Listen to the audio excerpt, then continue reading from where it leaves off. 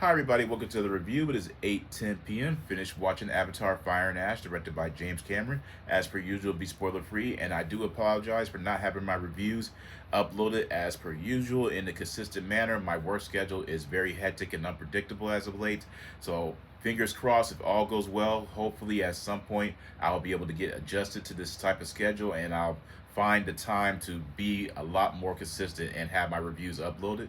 And please be sure to spread the word to your friends and family about this channel. I really want my channel to grow in subscribers and the videos to increase in viewership as well. And without further ado, let's talk about Avatar Fire and Ash. I have this weird combined admiration and contempt, more as a running joke than anything that is venturing into the realm of serious and maliciousness when it comes to James Cameron. Like, I love James Cameron for what he has done as far as being an innovative pioneer visual genius when it comes to the practicality and technology that he has successfully blended in with his creation within cinema. I love Aliens, Terminator, Terminator 2, True Lies, and the only director that I could think of that has managed to successfully make a film based upon the iconic historic sinking of the Titanic for 3 hours, and all I cared about was watching the ship sink. And the fact that I managed to sit there and watch for 3 hours just to watch that moment happen on the screen, if anything, is a testament to his talent as a storyteller and a director. And having said that, Avatar Fire and Ash being a sequel to Way of Water and of course part of the Avatar sequel, Avatar trilogy, there has been a significant amount of complaints about how it's formulaic and has a repeating storyline. Here's the thing: when it comes to films of this epic scope, whether it's novelizations, music, uh, video games, film, television series, there's always going to be some formulaic nature of a repeating themes in order for it to really sink within the audience's mind state, and it's saying, okay, I remember this happening in the previous story. I remember this theme happening within the realm, within the conceptualization of the family with the Sully family. And this film, I have to say, James Cameron, the reason why there's this humorous way of me expressing contempt is whenever I watched Avatar.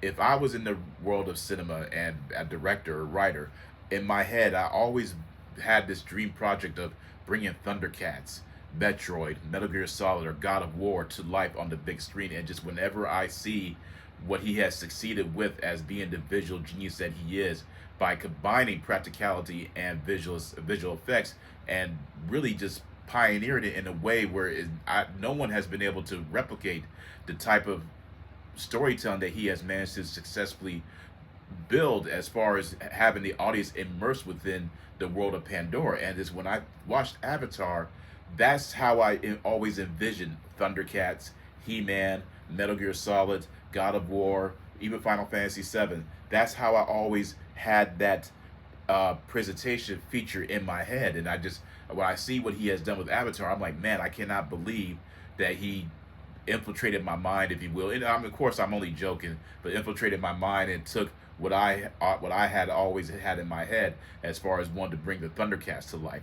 But this film, Avatar: Fire and Ash, it's just remarkable how he has still managed to keep this story interesting, with it being all three films being 3 hours, and yet it still feels like a breath of fresh air. And one of the most iconic things about this film, as you're sitting there watching it, and with every single film that James Cameron has created, you literally forget that what you are seeing on the screen isn't real. With the underwater sequences, the aerial action sequences, and you're just sitting there thinking to yourself, none of this is real.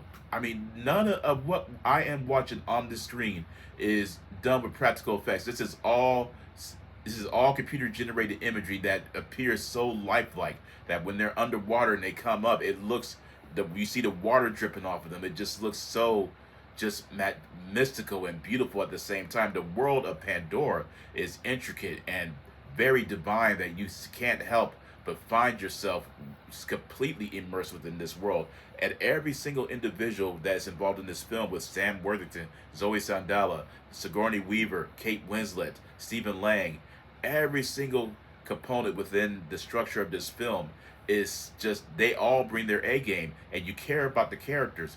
And yes, there's a lot of similarities with Dances with Wolves, Fern Gully, The Last of the Mohicans. Yes, there are inspirations from those specific films within the structure of this story, but at the same time, why not appreciate the themes that he managed to lift up from those storylines and implemented it within Avatar Fire and Ash? Because it's just so remarkable what he has done with the Avatar saga. I love these films, and yes, James Cameron can be quite predictable when it comes to bringing these stories to life. But you know what?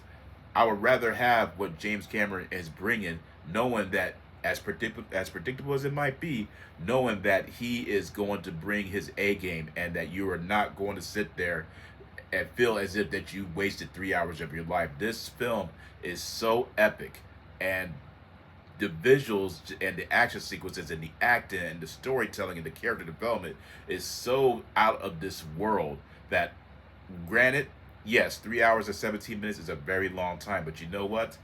This is what you go to the cinemas for. This is what theaters is all about. This is why theaters need to survive, because you cannot appreciate the scale of a story of Avatar's scope on the smaller screen. You need to watch it on the big screen with state of the art speakers, and have just forget where you are for 3 hours, because there's just something I really cannot articulate how much I enjoyed this film. It's absolutely beautiful, mesmerizing, memorable.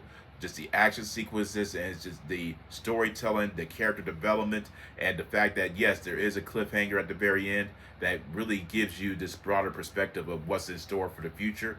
And let me go ahead and state the only minor complaint that I have is that yes, there are certain parts of the story that is focused upon, but yet is quickly kind of forgotten about. But the fire Navi aliens was one of the many highlights of this film. They were creepy, terrifying, animalistic. It really gave you this true sense of the differences between the Jake Sully Navi family and the fire and the Ash Navi aliens. It just, the leader is a complete thorn in their side, and vicious, tyrannical, terrifying, haunting.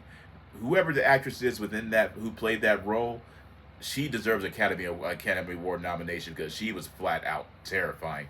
The entire tribe was just memorable from beginning to end, and I sincerely hope we see more of them in the fourth film, because I loved what they brought to the table, and just how they integrated with the rest of the story and the characters made me want more. So I'm hoping, fingers crossed, that they have more and explore more of what was hinted upon in this film. Other than that, this film is absolutely highly recommended from yours truly. I'm going to give it a 2 thumbs up, 10 out of 10. Please let me know in the comment section what you thought about it. If you have watched it, what's your favorite James Cameron movie? And you will be hearing from me and seeing me again. And my next review most likely is going to be The Housemaid. So thank you for watching. Take care and peace out.